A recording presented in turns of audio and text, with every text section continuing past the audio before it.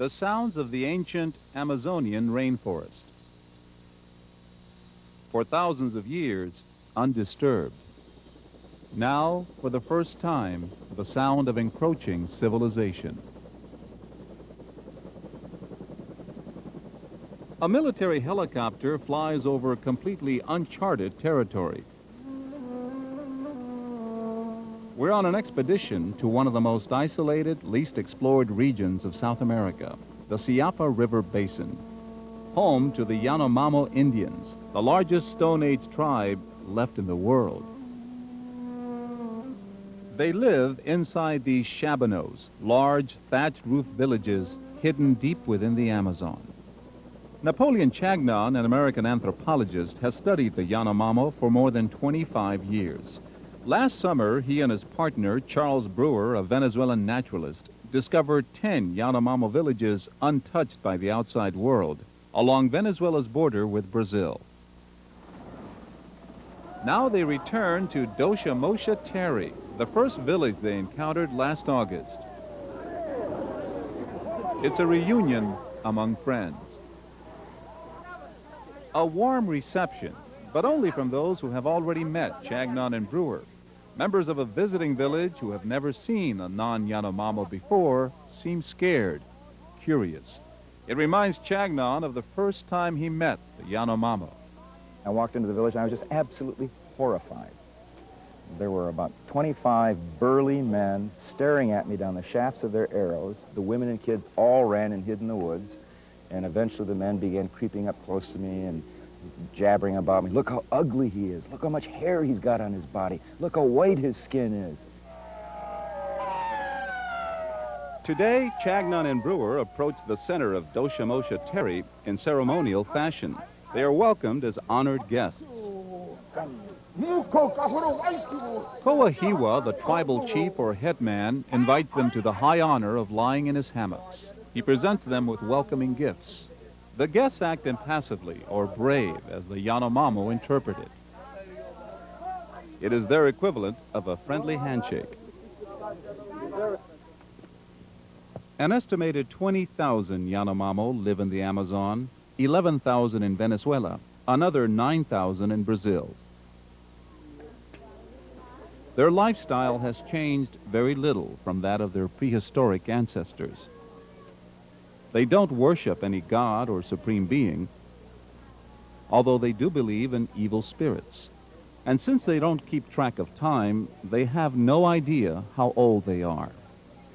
They have no written language and wear no clothing, except for a few remnants from the outside world, which, like their pots and machetes, have been acquired through an elaborate trading network among Yanomami villages. So much of what we in the outside world take for granted, they've never even heard of before.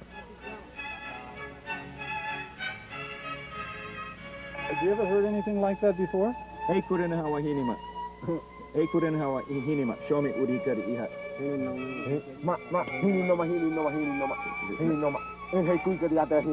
I've never heard anything like this before. This is the first time I've ever heard this. He wants to know if that's a foreign language that he's listening to. Does he like it? Hey, Nabakahi Kwabuhi. He said, really likes it. He likes it, but so far, he and the rest of the Yanomami have done pretty well without it. This is a totally self-sufficient world, limited only by what the Yanomami can grow, gather, or hunt in the rainforest. With rudimentary tools, they cultivate mostly sweet potatoes, bananas, and tobacco. Virtually every Yanomami over the age of 10 is addicted to the dried leaves, which they chew inside their lower lip all day long. A typical day here finds the women gardening or gathering firewood. The men hunt for birds and rodents with bows and arrows. For the children, no formal education, just life's daily lessons on survival. Charles Brewer has been studying the Yanomami's use of plants and herbs for more than 2 decades. They are the richest people on earth. They can have everything they want. Let's learn from them. But time is running out. Civilization is knocking at the Yanomamo's back door.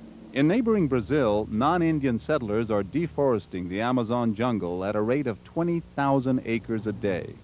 3 years ago, gold prospectors, the so-called garimpeiros, started invading Yanomamo territory in Brazil. Now, tens of thousands of them are illegally mining the Indian heartland. The mercury used to process gold is polluting the Amazon's lakes and rivers and killing the fish. The aircraft they use to ferry in mining equipment is scaring away the wild game. This Yanomamo, a visitor from Brazil, is all too familiar with the gold miners. What does he think of the gold miners? He said he doesn't really like them, and one of the reasons is that they foul up the water, and people get sick when they drink the water and die. These images, captured by Brazilian filmmakers, document the tragedy. In some villages in Brazil, 90% of the Yanomamo have fallen victim to malaria, tuberculosis, and influenza. Most of it blamed on exposure to the gold miners and settlers from the outside world. The Yanomamo have no natural resistance to infectious disease. Unaware of the cause, most seek relief from their village shaman or medicine man.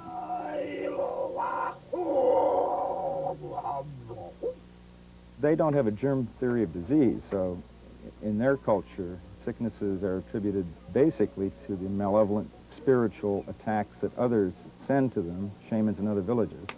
And it's not just disease and pollution that the gold miners have brought to the Amazon. They have also introduced what could be a longer-term threat to the Yanomami, a cash economy.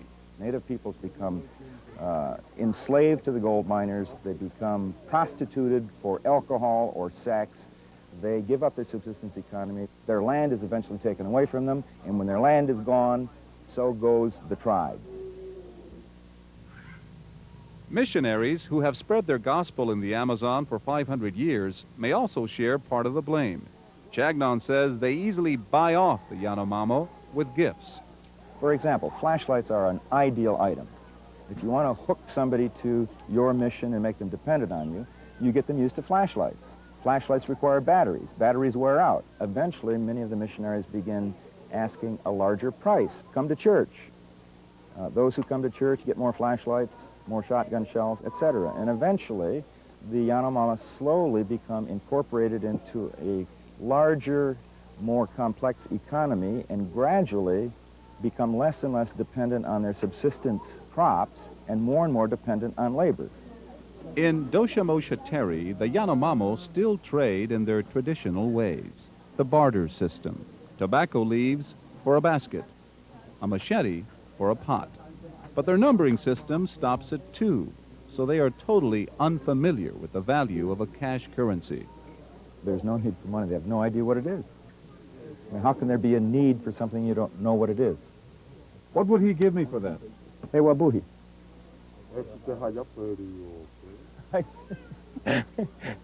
I asked him if you want that, and he said, in exchange for my hammock? And I said, yeah. And he said, well, where would I sleep? In an effort to safeguard that innocence, the Brazilian government declared gold mining illegal on Indian territory. Police arrested some of the miners and even tried blowing up their runways.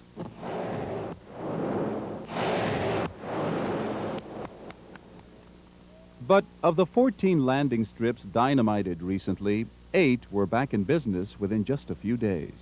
Now the miners are crossing the border into Yanomami land in Venezuela. The government has just one helicopter to patrol the area, so members of our expedition say there's not much Venezuela can do to protect the Indians from the gold miners. It's almost ridiculous, really. We know they're there, and the government knows they're there, but it's very little things that we can do about it. Chagnon and Brewer are out to change all that with the help of a private Venezuelan foundation called Funda Fasi. The organization, which already provides medical assistance to the Yanomami, wants to create a Siapa River biosphere, an 18,000 square mile sanctuary where the Yanomami can continue their simple way of life without interference from the outside world. I want the plants that are there to stay there, and the tigers, and the alligators, and the waters, and the frogs, and men, and bananas, and whatever is in there, stay there so we can keep an area untouched. Carlos Andres Perez, the president of Venezuela, says he supports the plan for a biosphere and pledges increased military surveillance in the region. We must keep this area protected. It is extremely urgent. We cannot lose a single day. But the anthropologists admit sealing this area off completely may be next to impossible. Even our presence in Doshamosha Terry these 4 days had a dramatic effect on the village. Aren't we doing some harm, or spoiling this culture even by coming here today? Definitely. Definitely, every time we are making a contact, we are spoiling them. Some of you have rings and watches and maybe radios and strange things. Cameras. Yeah, and cameras that call their attention, and they are opening windows to a world beyond their comprehension. It will be with them forever now, because they will remember beautiful shirts, shoes, and that will make them consumers. But that doesn't necessarily mean they want to be more like us. In fact, through his studies, Chagnon has discovered that the Yanomami consider themselves superior to us. They call us Nabas, which means subhuman. From their perspective, Yanomami are the only human beings on Earth.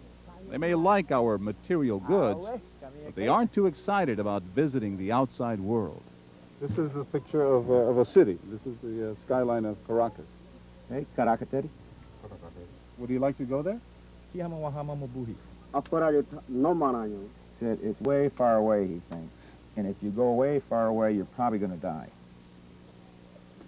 They don't want to visit. In general, I'd say that they don't have a lot of enthusiasm to go to Caracas. When Christopher Columbus arrived in the New World, there were 4 million native Indians in the Amazon. Today, just over 100,000 remain. 87 different tribes have disappeared. Leave them alone. Don't try to save them. They are safe. They are safe with their religion, with their technology, with their knowledge, and in their environment. Let us let this place alone.